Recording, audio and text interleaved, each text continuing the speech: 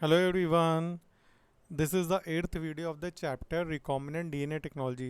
इसके पहले वाले वीडियो में हमने रिकॉम्बिनेंट डीएनए टेक्नोलॉजी का इंट्रोडक्शन, उसके टूल्स में रिस्ट्रिक्शन एंजाइम्स और क्लोनिंग वेक्टर्स को डिस्कस कर दिया था।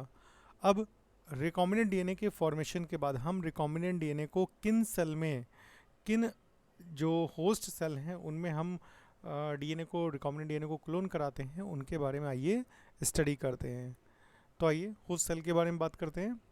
देखिए, जो रिकॉम्बिनेंट डीएनए मॉलिक्यूल है, दैट मीन्स जो फॉरेन डीएनए और डिजायर्ड डीएनए फ्रैगमेंट या डिजायर्ड जीन, इन दोनों के अटैचमेंट से जो रिकॉम्बिनेंट डीएनए बना है, तो उसके प्रोपगेशन के लिए, उसके फर्दर आगे मल्टीप्लिकेशन के लिए हमें एक सेल चाहिए, क्योंकि जो रिकॉम्बिनेंट डीएनए है वो किसी लिविंग सिस्टम में ही मल्टीप्लाई करेगा। ठीक है। तो बहुत सारी होस्ट सेल होती हैं, जिसमें ई कोलाई है, प्रोकैरियोटिक सेल, ईस्ट है, यूकैरियोटिक सेल, और एनिमल और बहुत सी प्लांट सेल्स जो होती हैं यूकैरियोटिक सेल, ये जीन क्लोनिंग के लिए अवेलेबल होती हैं। But the type of host cell, कि हमें किस तरह की होस्ट सेल को यूज़ करना है, ये डिपेंड करता है aim of the cloning experiment. That means हम, हमारा एम क्या है, हम किस तरह की, जो हम किस तरह के जीन को क्लोन कर रहे हैं, तो उसके बेसिस पे ही जो सिलेक्शन ऑफ होस्ट सेल है ये डिपेंड करता है। अब देखिए, सबसे ज़्यादा जो most commonly used prokaryotic cell है, that is E coli. It is the most widely used organism in recombinant DNA technology. सबसे ज़्यादा यूज़ किया जाने वाला ऑर्गेनिज्म है जेनेटिक इंजीनियरिंग में। बिकॉज अब इसके क्या फीचर्स हैं, it is easy to handle and grow, and it can accept a range of vectors. ये कई वैक्टर्स को ये प्रोपगेशन में ये होस्ट सेल यूज़ होती है, ई कोलाई। और ये ईजी है ग्रो करने में, इसका कल्चर ईजी है। इस वजह से जो ई कोलाई है ये सबसे ज़्यादा मोस्ट वाइडली यूज्ड ऑर्गेनिज्म है रिकॉम्बिनेंट डीएनए टेक्नोलॉजी में। राइट साइड में देखो ई कोलाई बैक्टीरिया का ये डायग्राम है, ये सब ई कोलाई बैक्टीरिया है। ठीक।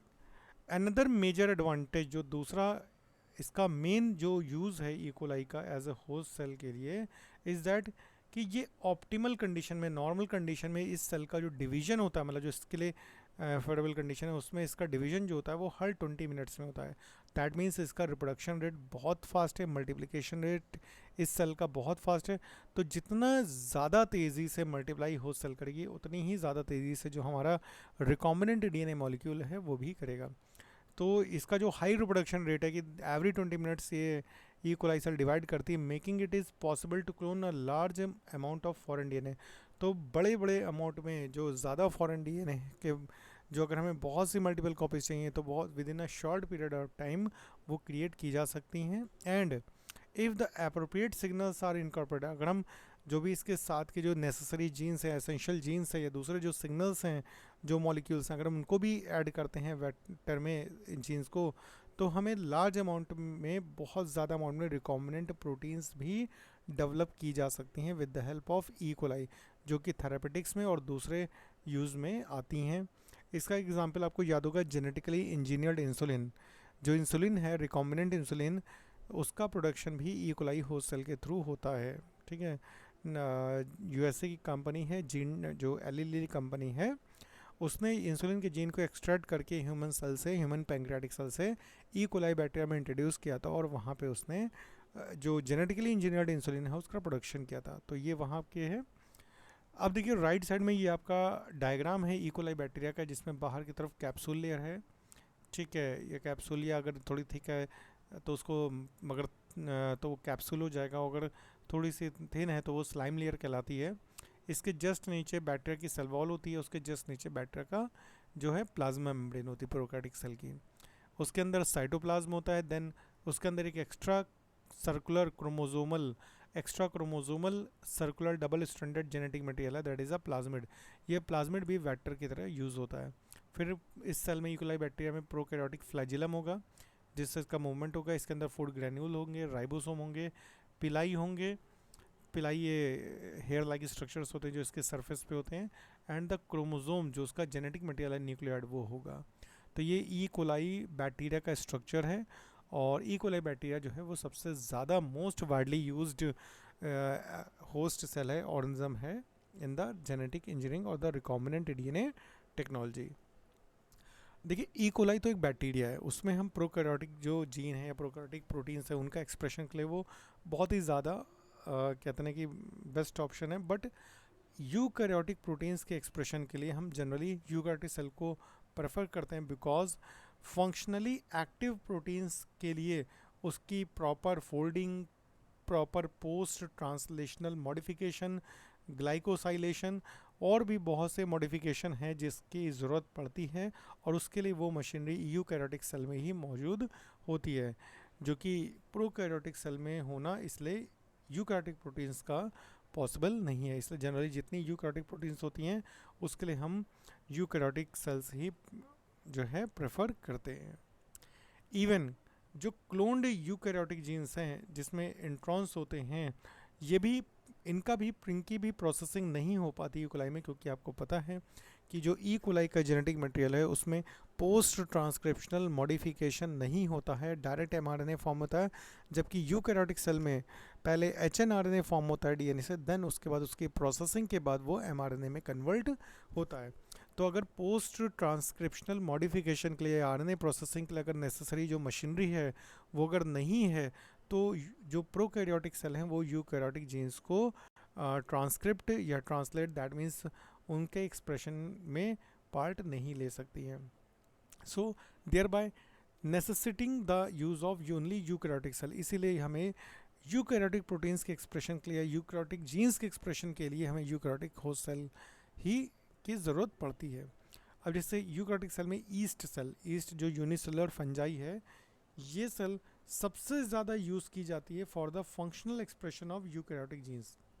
यूकैरियोटिक जीन्स के प्रॉपर एक्सप्रेशन के लिए हम जनरली ईस्ट सेल को प्रेफर करते हैं, क्योंकि इसके भी कुछ इंपॉर्टेंट फीचर्स हैं, जैसे it is easy to grow, yeast cell को आसान है ग्रो करना, मैनिपुलेट करना इसको आसान है, लार्ज अमाउंट में इसमें क्लोन जीन्स होते हैं क्योंकि इसका भी रिप्रोडक्शन रेट फास्ट होता है, और रिकॉम्बिनेंट प्रोटीन्स इसमें ईजिली ऑब्टेन की जा सकती है ईस्ट कल्चर से। ईस्ट को हम बड़े बड़े फर्मेंटर जो लार्ज कल्चर वेसल्स हैं उनमें ग्रो करते हैं, और बहुत ज़्यादा अमाउंट में हम रिकॉम्बिनेंट प्रोटीन्स का डेवलपमेंट या एक्सट्रैक्शन, प्योरीफिकेशन, आइसोलेशन बाद में कर सकते हैं। राइट साइड में ये जो डायग्राम है ये ईस्ट सेल का डायग्राम है। तो ईस्ट जो है वो सबसे सिंपलेस्ट यूकैरियोटिक ऑर्गेनिज्म है, यूनिसेलुलर हैं जैसे कि ई कोलाई, और इसको सबसे ज़्यादा यूज़ किया जा रहा है आपके जेनेटिक इंजीनियरिंग एक्सपेरिमेंट में, और इसको जेनेटिकली जितने भी यूकैरियोटिक प्रोटीन्स के एक्सप्रेशन के लिए या यूकैरियोटिक जीन्स के एक्सप्रेशन के लिए जो होस्ट सेल है वो प्रेफरेबल ईस्ट है। That means for the expression of prokaryotic gene, prokaryotic cell like E coli will be preferred, and for the expression of eukaryotic gene and eukaryotic protein the eukaryotic cell that is yeast cells is preferred. अब इसके अलावा plant and animal cell, कुछ plant और animal cell जो होती हैं उनको भी हम यूज़ करते हैं as a host cell in R DNA experiment, recombinant DNA experiments में, एंड इन सेल्स को हम टिश्यू कल्चर के टेक्निक की हेल्प से हम इनको ग्रो कर सकते हैं। जैसे प्लांट सेल को प्लांट टिश्यू कल्चर जो है वो आपको पता होगा, और उसको हम बाद में भी आपको डिटेल में डिस्कस करेंगे।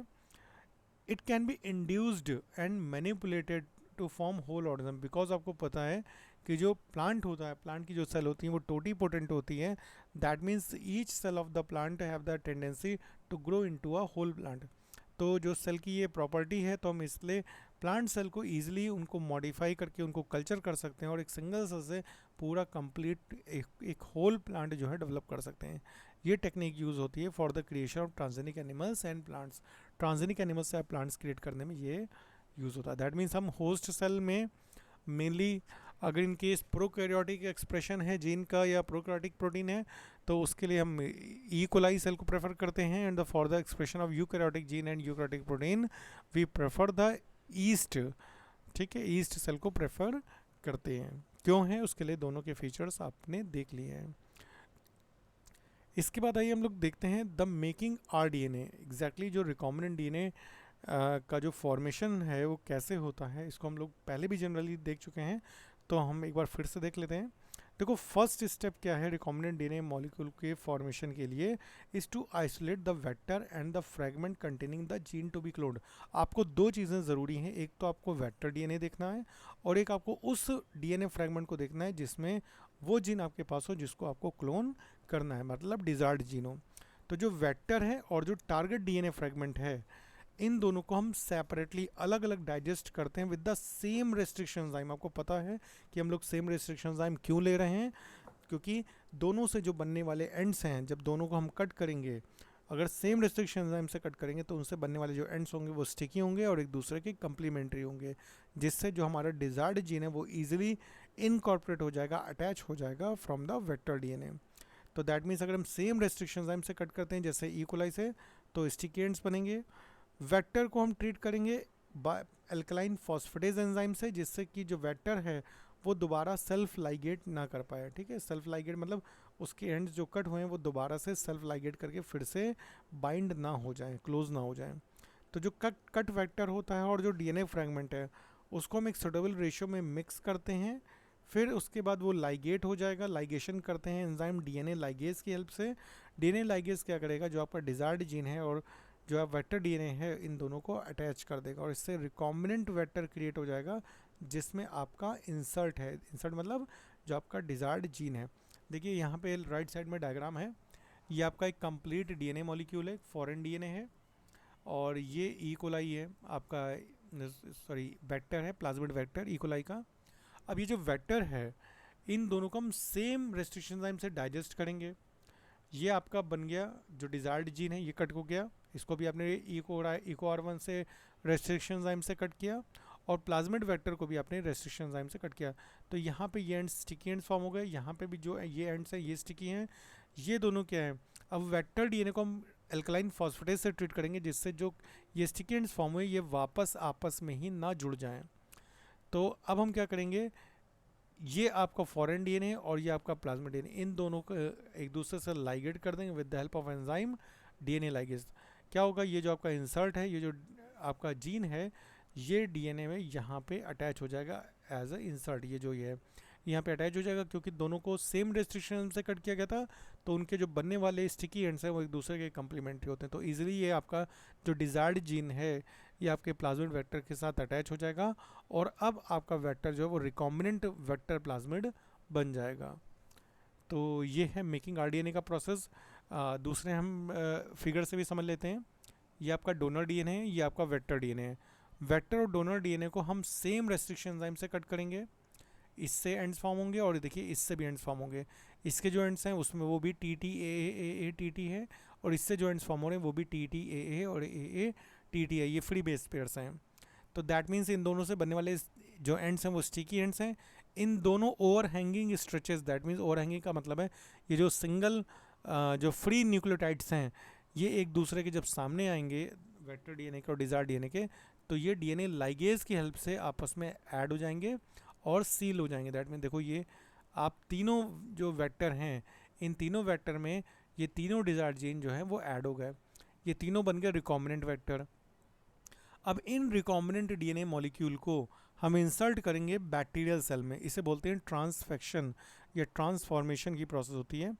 अब बैक्टीरियल डीएनए में ये जाकर के एक अपना अलग पार्ट बनाएगा, देखिए हर सेल में ये अलग पार्ट है। फिर जब सेल मल्टीप्लाई करेगी तो रिकॉम्बिनेंट डीएनए मॉलिक्यूल भी रिप्लिकेट करेगा जैसे जैसे सेल डिवाइड करती है। तो जितनी सेल बनती जाएंगी हर एक सेल में आपका रिकॉम्बिनेंट वेक्टर जो है ये मल्टीप्लाई करेगा। एक एक सेल में दो दो चार चार, हमने बताया था 15 से 100 तक कॉपीज हो सकती हैं रिकॉम्बिनेंट वेक्टर की विद इन सिंगल सेल। तो इस तरीके से आपको एक जीन की मल्टीपल कॉपीज जो हैं वो तैयार हो गए, that is also known as gene cloning. तो देखिए आपने अभी यहाँ पे दो चीज़ें पढ़ी। आपने होस्ट सेल को स्टडी किया, जिसमें आपने प्रोकैरियोटिक सेल जो सबसे ज़्यादा यूज़ होती है इकोलाई की, जो इकोलाई बैक्टीरिया ये एज ए होस्ट सेल जो है सबसे ज़्यादा यूज़ होता है प्रोकैरियोटिक में। इसके बाद हम लोग ने पढ़ा यूकैरियोटिक सेल में, जिसमें हमने कहा ईस्ट सेल जो हैं ये सबसे ज़्यादा वाइडली यूज्ड सेल्स हैं as a for the expression of eukaryotic protein. इसके बाद हम लोग ने देखा था मेकिंग आरडीएनए, आरडीएनए किस तरह से फॉर्म होता है ये हमने देख लिया, और इसके बाद इसी का ही दूसरे फिगर में हम लोग ने ये इसको स्टडी कर लिया है। अब देखिए एग्जैक्टली आपको ये पता चलेगा कि रिकॉम्बिनेंट डीएनए मॉलिक्यूल बनता कैसे है और उसको इंट्रोड्यूस किया जाता है। लेकिन रिकॉम्बिनेंट डीएनए मॉलिक्यूल को किस मेथड से इंट्रोड्यूस किया गया ये अभी हम लोग ने अभी नहीं पढ़ा है। तो रिकॉम्बिनेंट डीएनए मॉलिक्यूल को होस्ट सेल में इंसर्ट करने के बहुत सारे मेथड्स हैं, और इसके नेक्स्ट वीडियो में हम उन्हीं मेथड्स के बारे में डिस्कस करेंगे। तो ये वीडियो आपको अच्छा लगा हो तो वीडियो लाइक करिए। इसमें कोई डाउट्स हो, अगर कोई क्वेश्चन हो तो कमेंट सेक्शन में ज़रूर पूछिए, आपका आंसर भी दिया जाएगा। और चैनल को सब्सक्राइब करिए, चैनल के साथ बने रहिए, जिससे आपको रिकॉम्बिनेंट ये टेक्नोलॉजी, जेनेटिक इंजीनियरिंग, बायोटेक्नोलॉजी से रिलेटेड किसी भी टॉपिक्स है उसके बारे में बारीकी से जानकारी हम दे सकें। तो तब तक के लिए thank you all and have a nice day बेटा।